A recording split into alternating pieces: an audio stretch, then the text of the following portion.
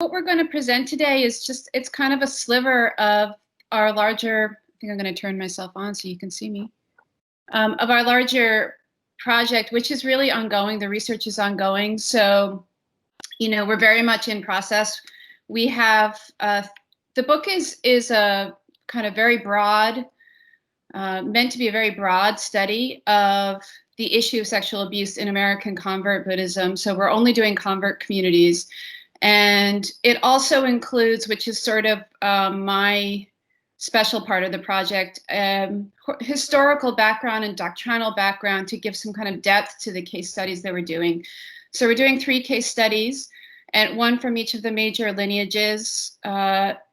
So the first one that we've done the most work on is the Insight community, in particular, a community called Against the Stream. And that's what we're mostly going to be talking about today. The other 2 case studies are a case study in the Tibetan tradition and then also a case study in the Zen tradition. And then we also are going to have thematic chapters where we make some kind of comparative, do some kind of comparative analysis. Anything else, Anne? Did I leave anything? I think that's good. Thanks sorry for the confusion. Okay, so I'm just going to start and read the paper. So in March 2018, Buddhist Project Sunshine, an innocuously titled GoFundMe page, illustrated with a bright orange sunshine over a green fertile valley, began circulating on the internet. The accompanying description of the project, however, was far from innocent.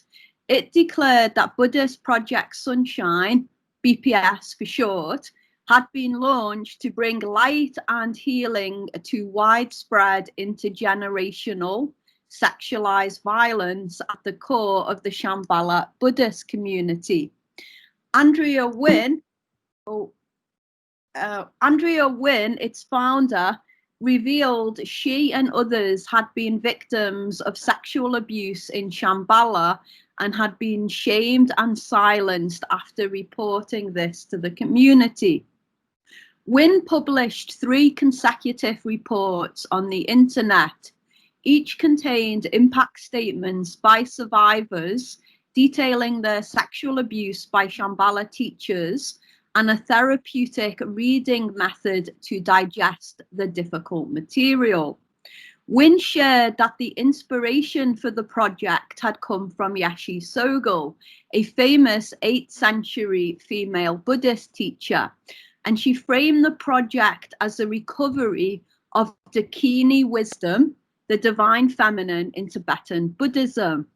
Combining Buddhist, psychotherapeutic, and feminist narratives, Buddhist Project Sunshine functioned therefore not only to expose sexual violence in Shambhala, but to envision a new post-patriarchal Buddhism, one marked by transparency, community empowerment, and recognition of the human limitations of the teacher. One of the most disturbing elements of BPS was that it uncovered an intergenerational pattern of abuse in Shambhala. Its founder, Chogyam Trungpa, was openly promiscuous and died of an alcohol-related disease at the age of 48. His American Dharma heir, Ozil Tenzin, knowingly had unprotected sex with several of his students while HIV positive, and one student and his girlfriend later died of AIDS, as did Tenzin. Chogyam's son, Sakyong Mipam, was forced to step down from his leadership position after the second BPS report detailed his abuse. The trajectory of Shambhala illustrates a reoccurring pattern of sexual and other related abuses occurring in Western convert Buddhist communities since the 1980s. Cutting across Buddhist lineages, offenders have included many prominent first and second generation Asian and American and British teachers. While there has been a handful of popular books written by journalists and a few autobiographical reflections by Buddhist practitioners, little academic work has been done on these cases. Dr. Amy Langenberg and I hope to fill this lacuna in our new collaborative book project.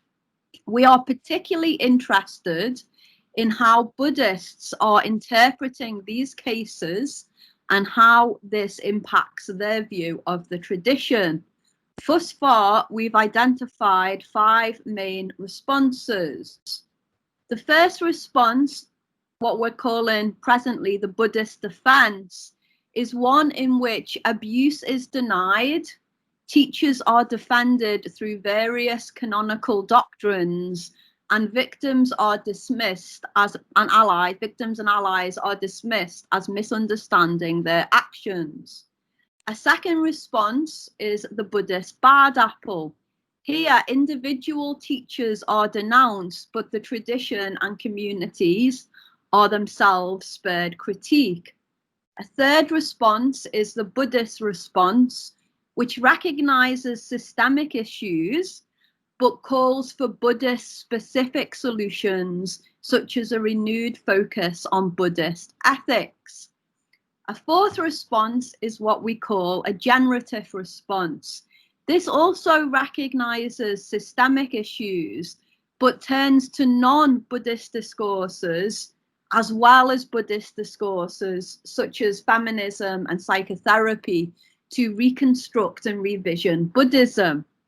And finally, a fifth response is a reductive critique in which both individual Buddhists and institutional Buddhism are critiqued without any concern for reconstruction. So today I'll focus on what we are calling the generative responses to these cases. Here we ask 2 main questions. 1, which non-Buddhist discourses are practitioners drawing on to interpret these cases, and how are they relating these discourses to Buddhist frameworks? 2, what are the generative effects of this combination? And by generative, we mean what new forms of Buddhist leadership, practice, communities, subjectivities, and even liberation are they engendering?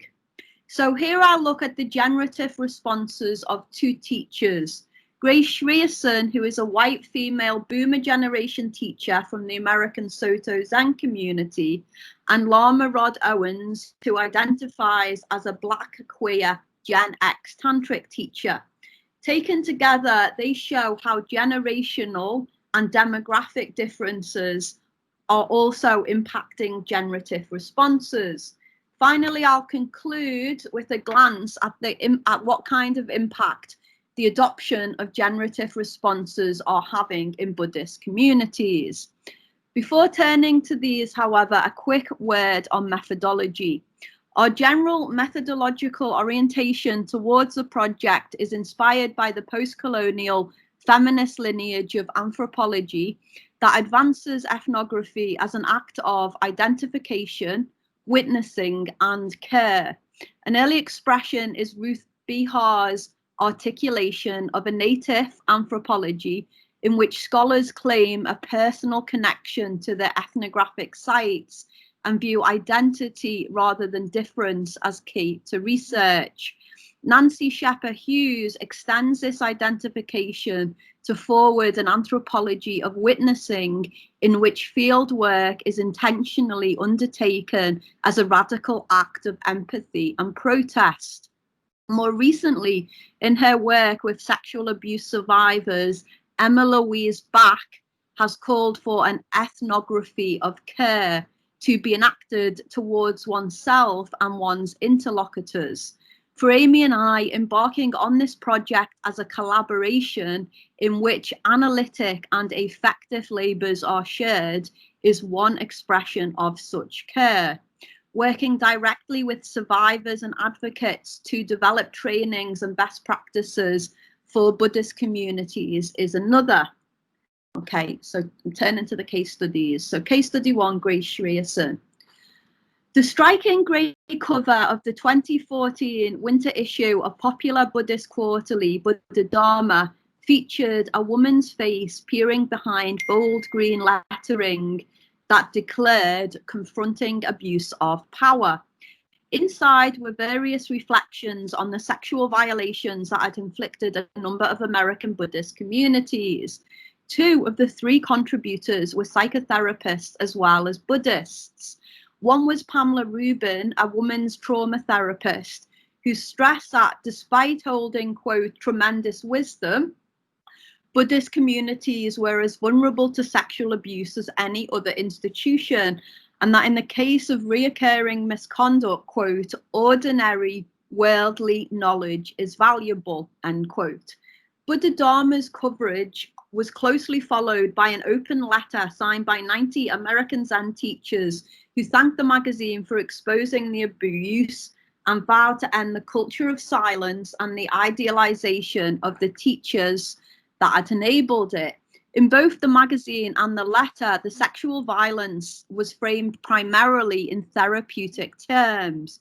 They were committed by narcissists, enabled by students' idealizations, and occurring in sanghas that resembled dysfunctional families. The open letter was co-authored by Grace Shrieson, an ordained Soto Zen Buddhist priest and former clinical psychologist, who has taken a prominent role in responding to sexual abuse, including working directly with over 50 survivors. While Shrieson has not hesitated to identify individual teachers as pathological sexual predators, she's also shifted attention away from Buddhist bad apple explanations towards underlying widespread psychological dynamics. Crucial to Shrieson's approach is the Mahayana Buddhist doctrine of 2 truths. Absolute truth refers to the ultimate ontological nature of reality, and relative truth refers to conventional daily reality. Shrieson maps spiritual awakening, particularly as produced by intensive meditation practice that marks Buddhist modernism, onto absolute reality, and psychological health, particularly relational maturity, onto relative reality. On the basis of this distinction, she suggests that while a Zen practice adopted from Japanese monastics produces insights into the absolute nature of reality, these insights do not necessarily translate into emotional health in relative reality.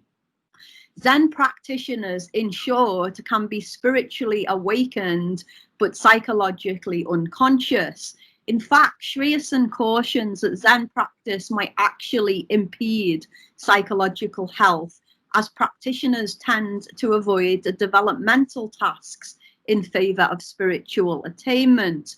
Here she frequently references John Welwood's concept of the spiritual bypass, which identifies how spiritual practices can be used to circumvent developmental maturity. One example here is what she calls the Zen zombie. The Zen zombie is a Zen student, quote, a Zen student who has decided to repress feelings in the interest of trying to be like a Zen person. They walk around in Zen robes at Zen centers, trying to look beyond feelings and holier than thou, end quote. Shrieson offers a comprehensive account of the ways in which troubling psychological issues have played out in American Zen. She notes that unlike Japanese Buddhists, whose practice is embedded within a wider cultural and familial context, American converts often embrace Buddhism as an alternative to their family religion. This, she claims, predisposes them to seeing Buddhist communities as family substitutes and playing out unconscious attachment needs. For instance, students' desires for an idealized parental figure often intersect with teachers' own unconscious narcissistic needs. This results in Buddhist communities that reenact dysfunctional family dynamics in which, quote, the teacher is the lost father and people with father issues are gravitating towards the teacher instead of supporting each other, end quote. So Shreyas has made 3 interventions to disrupt these enabling psychological dynamics. First, she has called on her peers to see the Zen teacher-student relationship as analogous to the therapist-client relationship and utilize the regulating guidelines of the American Psychological Association. She applauds the protections afforded to the psychotherapeutic relationship, such as specific ethical guidelines, clear boundaries, and the accountability of the therapist to a licensing board and state laws, and laments their absence in the Zen teaching relationship. A second intervention she has made is to argue that one of the most urgent tasks facing the Western Zen community is to develop training programs that will educate Zen priests and teachers in psychological dynamics. She co-developed one such program, the Shokugaku Priest Ongoing Training, SPOT for short, which ran from 2006 to 2014 and has now been incorporated into a Masters of Divinity program. SPOT's underlying premise is that Zen meditative attainment does not translate into emotional or relational maturity, and it aims to educate participants in, quote, issues of power, transference, projection, idealization, and conflict. Third, Shreyas has offered therapeutic workshops to communities that have been the site of sexual abuse. With Barry Majid, for instance, a fellow Zen teacher and analyst, she led a workshop with former students of Edo Shimano, which covered a range of psychological dynamics such as idealization and spiritual bypassing. One way that Shreyas legitimates her response as Buddhist is by showing that embracing the relative realities of emotions and relationships has historic precedence in Buddhism. So in Zen, women, beyond tea ladies, iron maidens, and macho masters, Shreyas recovers an historic lineage of female Zen teachers who expressed and repressed their humanness and actualized practice in daily life. These female ancestors offer an alternative to their male monastic counterparts who, quote, extolled the transcendence of all worldly attainments. For Shreyas, past and present articulations of this more, quote, embodied, integrated, and feminine approach to practice, end quote, are expressions of Prajna Paramita, or the Great Mother, a female personification of wisdom in Mahayana Buddhism. Okay, so I'm going to move to case study 2, which is Lama Rod Owens. So on July 15, 2017, another story of sexual misconduct in American Buddhism broke. Lama Norla Rinpoche, the founder of Kagyu Thupten Choling, a Tibetan Buddhist monastery in upstate New York, had been having sexual relationships with multiple female students, the majority of whom were nuns that he had ordained for over 3 decades.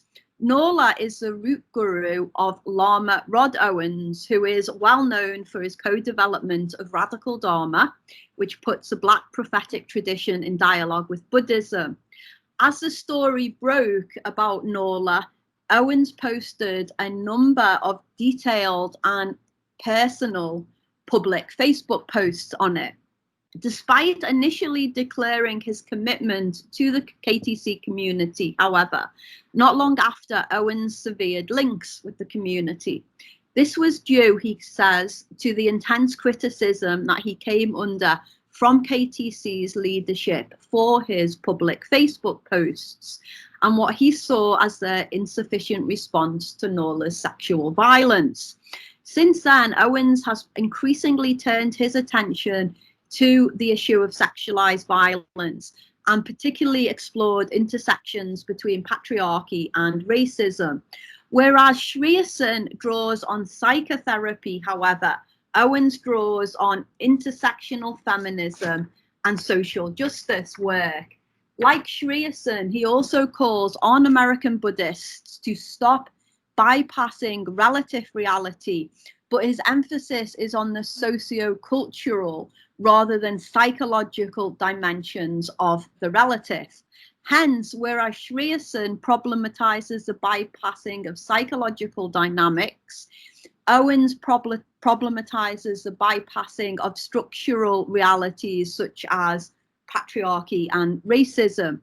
He suggests that American converts often approach Buddhism with tremendous naivete, expecting Buddhist practice to enable them to transcend the conditions of conventional reality.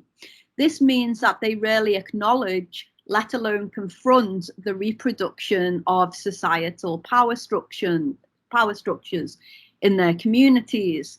Hence, while calling on individual teachers to take responsibility, like Schreerson, Owens' main focus is on how systems of power within sanghas have enabled such teachers to function. He berates the inability of sanghas to hold teachers accountable, noting that, quote, "In conversations with communities, what I find over and over again is a lack of willingness to confront power, to talk about power, or to have any education around power. The sangha, not the teacher, but the sangha itself, conspires to force individual members to fall into line to support teachers or support policies that are unhealthy," end quote. This results in female survivors not just suffering the trauma of sexual violation, but also the trauma of being discounted and even demonized by the sangha. Further, Owens identifies multiple ways that Buddhist doctrines are weaponized to protect abusive teachers and maintain power structures. For instance, when students speak out about abuse, they are accused of breaking the Buddhist precept of right speech and causing schisms in the sangha. Owens identifies this as the operation of rape culture in religious guise and brings an intersectional analysis to illuminate the collusion between whiteness and patriarchy that undergirds it. He argues that because whiteness is an identity that culturally appropriates, white students tend to assimilate into rather than challenge hierarchical Tibetan Buddhist structures. Hence, when violations are exposed, white students are much more likely to support their Tibetan teachers than the victim. And because whiteness is marked by individualism, Owens feels that white converts have struggled to establish healthy communities in which violence is much less likely to occur. So one major intervention Owens has made in disrupting these systems of violence is to lead consciousness raising events to bring awareness of sexualized violence and power and privilege. As he explains, quote, "These are topics that aren't discussed in Sangha spaces, and we have to push against that. We can't expose these behaviors, if we don't have a language to talk about them. We need to cultivate Sangha spaces where these conversations can happen." As a result, he has held a series of talks, webinars, and community meetings, as well as visiting Shambhala centers across the US and Europe to, quote, "hold space for struggling students." A second intervention made by Owens is his work with male and masculine identified practitioners, one-to-one and also in groups, on undoing normative male conditioning and toxic masculinity. He shared that as a cisgender man who has not been the direct victim of abuse, he was somewhat hesitant to take a public role in responding to sexual violation. However, just as he has called on white Buddhists to take responsibility in addressing racism in their sanghas, so he feels that male identified practitioners need to do their own work around confronting internalized and structural patriarchy. To this end, Owens co-developed a retreat calling Undoing Patriarchy and Revealing the Sacred Masculine with Greg Snyder of the Brooklyn Zen Center.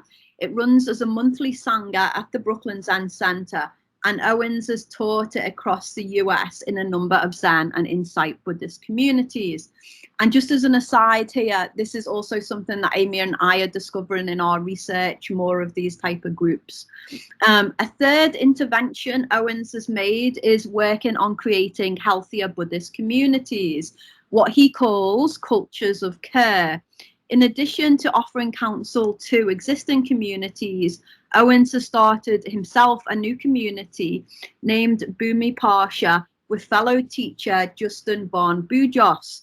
They present Bhumi Pasha as an alternative to Tibetan Buddhist Sanghas that aims to craft, quote, a tantra that is trauma-informed, inclusive, authentic, and rooted within the lived experiences of Western practitioners of diverse backgrounds, end quote.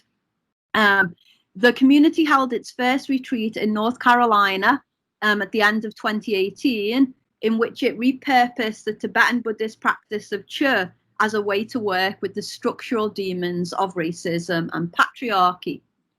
Owens has turned to Green Tara, a female Buddha of compassion, to legitimate his intersectional revisionings as Buddhist. He laments that Tara is one of the few female Buddhas and calls for her to be centered as a counter to Buddhist patriarchy. For instance, Owens began all of his teachings at Shambhala with a guided meditation on Tara and requested that the centers hang up a tanka of Tara to invite the divine feminine into the space. Owen sees a profound affinity between Tara's practice of liberatory compassion and womanism, and calls on his African American ancestors, such as Audre Lorde and Maya Angelou, to present what he sees as an embodied feminine inclusive vision of the tradition. Okay, so thinking across Sriyasen and Owens, we can see a generational and demographical extension from the psychological to the socio-cultural bypass. Both call for additional forms of knowledge to be incorporated into Buddhism, but Sriyasen prioritizes psychological training, whereas Owens prioritizes education around power and privilege. Two, both focus on cultures of complicity more than individual actors, but Sriyasen emphasizes unconscious psychological dynamics, and Owens emphasizes socio-cultural conditioning. Both promote a feminine embodied lay Buddhism, which they contrast to a masculine transcendent monastic Buddhism, although Sriyasen appears more inspired by liberal feminism and Owens more inspired by intersectional feminism. So finally, what kind of impact is the adoption of generative responses having in Buddhist communities? The most promising case we have tracked so far is at the Zen Center of Los Angeles, ZCLA, which was the site of abuse by its founder Maizumi Roshi in the 1980s and one of his male Dharma heirs in the 1990s. So in 1997, after these abuses came to light, Wendy Egyoko Nakao moved to ZCLA to become abbot, where she encountered what she describes as a dysfunctional Sangha culture with little understanding of shadow issues and cultural conditioning of the dynamics of power and sexism. In response, Roshi Egyoko began a 12-year-long process of community reconstruction and healing, which included healing circles and shadow exploration classes. Through this long process, quote, the Sangha began to create a more transparent and peer-related horizontal culture, including establishing a permanent healing, ethics, and reconciliation circle. So in January 2019, the Zen Center of Los Angeles produced and distributed the Sangha Sutra. It's a 51-page booklet which documents the history of abuse at ZCLA and incorporates psychotherapeutic insights and boundary trainings with Buddhist ethics. It has been widely distributed and adopted as one of the primary practice texts, a sutta, in the community. Alongside Buddhist ethics, it encourages all practitioners to study both psychological and social dynamics. Amy and I were actually planning to interview Sangha members to assess its impact, but our field work was cancelled in May or March, I think it was, actually, due to COVID. However, we do know that since its release, one of the women who was sexually harassed has since returned to practice at the centre, reporting that the Sangha Sutra and the deep transparency and reconstruction of the community that it signifies made it feel safe for her to return. While much more research is needed, this does suggest that generative responses, if fully operationalized, offer ways forward for American Buddhist communities fractured by sexual abuse and misconduct. Okay, thank you.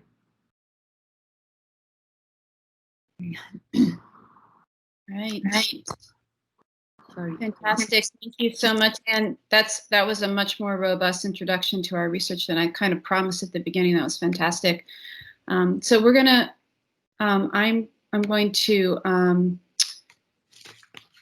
everyone see my slides now? Yes. Okay, awesome. So I'm going to pivot to some of the doctrinal and Buddhist ethical responses that we've been working with and discovering, focusing especially on our case study on Against the Stream. So on August 25th, 2018, Against the Stream Meditation Society, ATS, a second generation American Buddhist Insight organization, sent a letter to its members revealing results of an investigation into sexual assault allegations against its founder, Noah Levine. The results show that Levine, he pronounces his name Levine actually, had broken the third lay precept to avoid creating harm through sexuality with multiple women. As a result, Levine had been removed from his role in the board and teaching activities. ATS subsequently closed its doors. One of the reasons that people are sometimes shocked to hear of sexual abuse within Buddhist communities is that Buddhism is famous for its celibate monks. In fact, if there is anything that defines Buddhism across Asian Buddhist cultures, it's the male celibate ideal. The very first rule of the Pratimoksha, or recitation of precepts, that fully ordained Buddhist monks pledge to follow is the rule requiring celibacy. The origin story accompanying that precept in the full Vinaya tells of Sudina, an earnest and committed monk who was persuaded by his birth family to have sex just one more time with his former wife in order to conceive a son and heir. According to traditional sources, Sudina does so out of a sense of filial duty and more or less against his will. When the Buddha hears of Sudina's mistake, he famously compares penetrative sex with a woman to inserting one's penis in the mouth of a venomous snake. He then establishes the rule known as Parajika 1, forbidding monks to participate in sexual intercourse on pain of being exiled from the community or defeated. And here's just a couple of versions of it. Of course, Levine and many of the other Buddhist teachers accused of abuse or misconduct was not a celibate monk. In the aftermath of the accusations, Levine rigorously defended his sexual behaviors on the basis of his understanding of lay Buddhist ethics, governed by the third lay precept.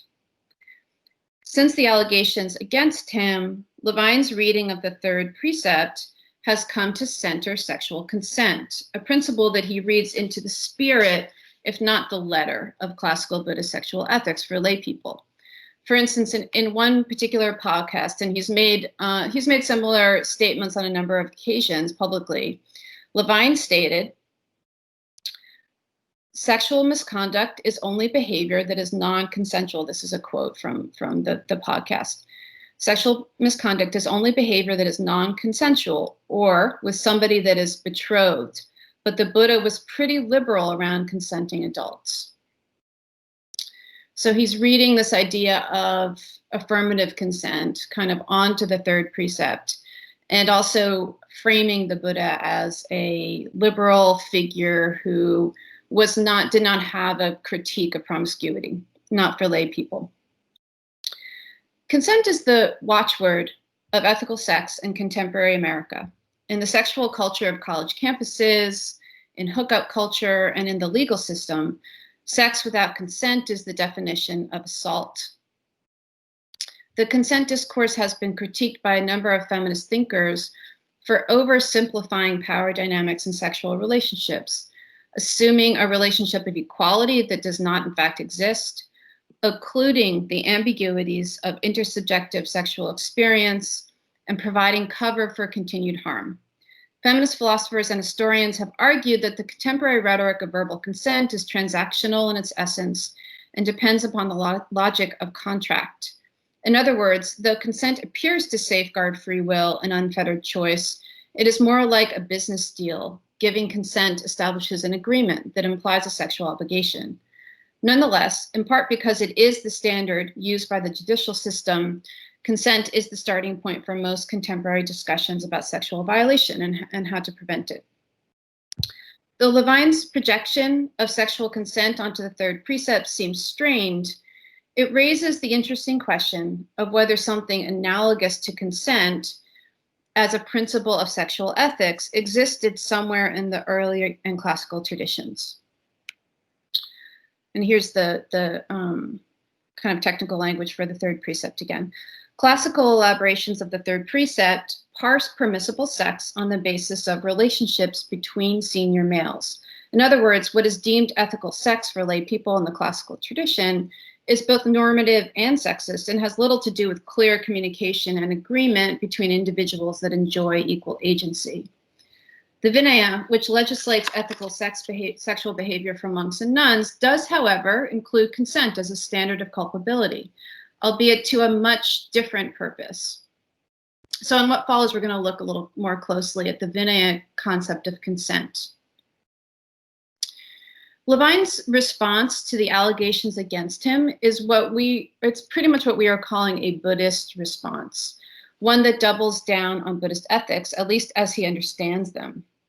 In what follows, I essentially am turning Levine's Buddhist response into a generative response by putting classical Buddhist ideas about consent into conversation with the voices of survivors and feminists thinking deeply about sexual violation. So I'm basically doing sort of critical constructive work here.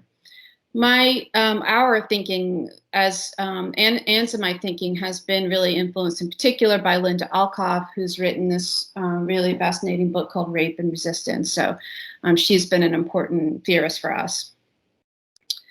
The context in which the issue of consent is highlighted by monastic lawyers are cases involving rape. Sexual assault was a topic of keen interest for the Buddhist lawyers developing guidelines for monastic sexuality during the early days of Buddhist communities in India. Monastic lawyers were concerned to define which sexual experience constituted a defeat, leading to exclusion from the monastic community. Thus, the Vinaya case law poses the question, are sexually coerced or assaulted monks or nuns guilty of defeat? Both monks and nuns were understood by monastic lawyers to be rape-prone, and both men and women rape in the Vinaya.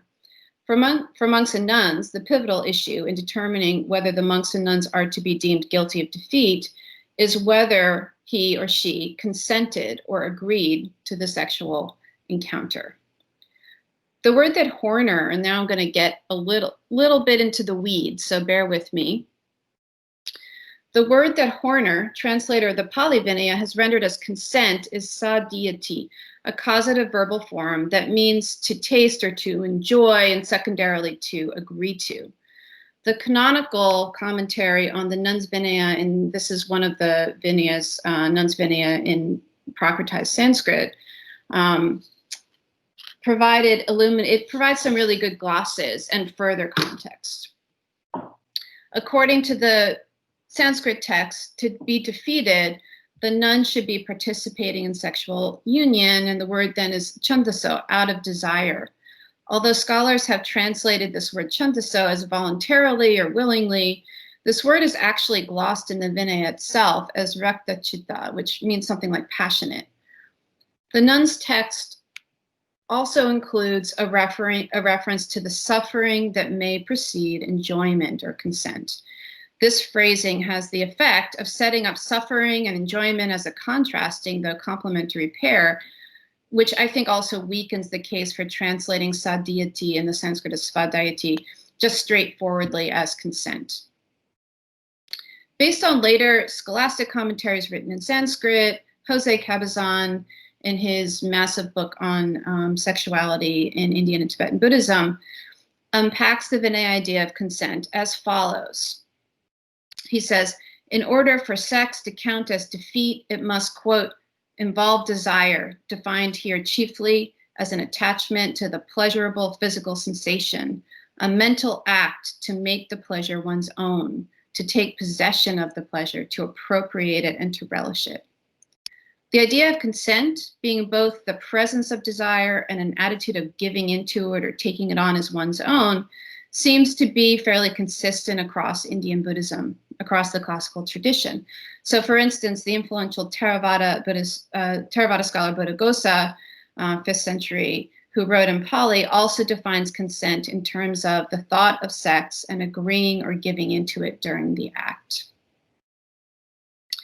The Vinaya rape texts, whose main purpose is to establish what counts as an actionable sexual transgression, base their assessment of consent on the arousal of pleasure, a mental attitude of giving in or making the experience one's own. This thinking actually resembles some modern androcentric, sorry, I skipped a slide, interpretations of which rapes count as legitimate. So you may recall, I don't know if you were so aware of this in Britain, but in 2012, the former Republican congressman from Missouri, Ted Aiken, infamously aired a view on TV, on the St. Louis TV station that, quote, if it's legitimate rape, the female body has ways to try to shut the whole thing down. These Vinaya texts exhibit a manner of thinking that emphasizes affective, somatic responses in a manner which is quite similar to Aiken's egregious statement on rape. Of course, the purpose of Vinaya discussions of consent is to determine unethical sex for monastics, not ethical sex for lay people. As noted, the conflation of consent and desire does not seem to serve progressive feminist concerns about sexual violation. Indeed, these old Buddhist texts about sexual assault, consent, and desire conflate permission and pleasure in an uncomfortable and dangerous feeling way. At the same time, the emphasis on the intersubjective and temporally dynamic nature of sex one encounters in the Vinaya may actually be useful for developing the more complete and functional understanding of consent that feminists like Linda Alcoff seek. In an attempt to get at what actually happens in sexual abuse interactions, many feminists would like to foreground the intersubjective nature of sexuality that gets lost in contractual interpretations of consent. For instance, one of the unintended consequences of the contemporary Western principle of affirmative consent is what Alcoff calls the "oh, all right" response. This refers to the fact that individuals may give consent for a sexual interaction because they disassociate as a result of past trauma or present trauma, want to avoid conflict with a boss or teacher, or crucially, need to diminish the possibility of violence. So one example that's come up recently of this type of situation involves the former Shambhala student Rebecca Jameson, who had sex with the former Shambhala teacher Lodra Rinsler at his insistence after allegedly resisting him with words and physical gestures. In a recent online essay, she writes movingly, quote, "The only way Lodra would stop touching me was if I got him off as quickly as possible. So I numbly gave him a blowjob. Afterwards, he quickly fell into a deep and peaceful sleep. I lay awake all night, hovering near the ceiling, my mind gnawing the bloody bone of itself." Keeping the social contract intact, the next morning she got coffee with him, kissed him on the lips before driving home. She admits to and describes all of this, but also describes her trauma. This sort of scenario is an example of how, in Alcott's words, quote, consent provides a low bar for sexual agency. And I also want to note that Rinzler has publicly denied any sexual misconduct. Vinaya texts also offer clarity about the temporal nature of sexual experiences and sexual feelings. Sex unfolds over time. In Vinaya texts on sexual ethics, possible moments of consent giving are stipulated during the beginning, the middle, and the end. Again, and disturbingly, these descriptions are given in the context of guidelines for deciding if a sexual assault should result in the defeat of a monk or nun.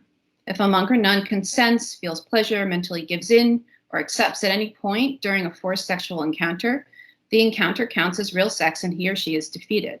Both the nuns and monks' texts make it clear that saying no once is not enough. Non-consent or non-pleasure must be present at every stage in the sexual encounter. These Vinaya requirements for no consent at each stage of the sexual encounter reflect an emphasis on the temporal nature of sexual encounters, one that is also valorized in the Antioch model that has been adopted by many colleges. This model requires an ongoing, enthusiastic, and clear verbal permission for each new sexual moment, rather than allowing a single spoken permission at the beginning to govern the entire encounter. Feminists like Alkov argue that we need a sexual ethics that takes into account both intersubjectivity and dynamic change through time. The Vinaya model, in which consent operates continually and is coded to a morally relevant inner feeling state, actually comes much closer to a phenomenologically adequate accounting of sexuality and sexual violence than does simple verbal consent. The classical Buddhist materials introduce another ethical concept in discussions of sexual misconduct, one very close but not identical in meaning to consent, and that is the idea of intention, cetana. Intention is an important concept in Buddhist ethics. It refers to the volition that spurs actions. From the perspective of moral cosmology or karma, intention is central to determining the moral fruit of an act. For instance, in the Vinaya system, intentional transgressions of the precepts are more serious than unintentional transgressions. Most students of Theravada Buddhism in the US understand that intention is ethically important in that tradition. When one looks more closely at how intention is put to use to determine culpability in Buddhist Vinaya, however, one can note nuanced differences with the sense of intention that we, as English-speaking North Americans, assume. When we use the term, we are generally referring to an underlying mental attitude or motivation. In classical Buddhist contexts, intention refers to the will or volition that knowingly points an action in a certain direction, not an underlying complex of dispositions or attitudes or feeling states. Intention carries along with it emotions and motivations and attitudes, good or bad. But these are quite messy and causally interconnected and multiple. They are distinguished from intention itself in Buddhist accounts. The issue of intention often arises in relationship to abuse cases. With respect to the allegations against Levine, for instance, several friends, former friends and students have made statements, Anne and I have heard this in our research, have made statements to the effect that Noah's not a rapist. We read these as statements about intention in the North American colloquial sense. They are meant to, in some sense, exonerate Levine. The argument they make is that because his intentions were not violent, he did not violate. The classical Buddhist notion of intention, cetana, is, by contrast, less useful for exonerating sexual violators. It does not rely on a romantic or psychoanalytic focus on inner affective states or predispositions or character traits. It has to do rather with the simple decision to participate. The inner mind states that color any such volition are secondary. The reasons that we have taken the time to consider in some depth Buddhist classical conceptions of consent and intention are that they offer a healthy challenge to our understandings of sexual violence in the North American context. They also may be useful to those with Buddhist theological commitments attempting to respond to abuse in Buddhist communities. The Buddhist understanding of consent and intention do a fair bit, it turns out, to address the complexity and ambiguity of sexual abuse, despite the deep misogyny of the tradition and its fierce focus on the monastic ideal of male celibacy. In the Vinaya, the abuser does not abuse because of indelible character traits, nor does the presence of positive thoughts and emotions neutralize his ethical mistake. He abuses as a result of an unskillful volition for which he is clearly culpable. So, for instance, by this account, Levine could have had some friendly feelings and thoughts in the moment, but still be guilty of sexual violation. Similarly, the consent of the victim is not a verbal contract, but a more complex psychological experience that is intersubjective and changes with time. Authentic consent is an internal giving into or mental owning of desires in the moment, not a disembodied act of verbal permission prior to or even during the experience. So, for instance, because Rebecca Jameson experienced total internal resistance during her interaction with Ludger Winsler, she didn't consent, even if she expressed her resistance inconsistently because of an "oh, all right" response, even if her non-consent did not land anywhere because of rape culture, and even as she offered female-coded gestures of conciliation in order to maintain the social contract with the person she relates to as a teacher or in some sense an authority. I should say related to, not relates in the present. Thus, the experience of the victim and culpability of the abuser are nuanced in the sexual ethics of the Vinaya. Reading Vinaya ethics against feminist philosophy could count as what we are calling a generative response to abuse. But we would caution classical Buddhism's deep androcentrism and misogyny must also be taken into account. Thank you.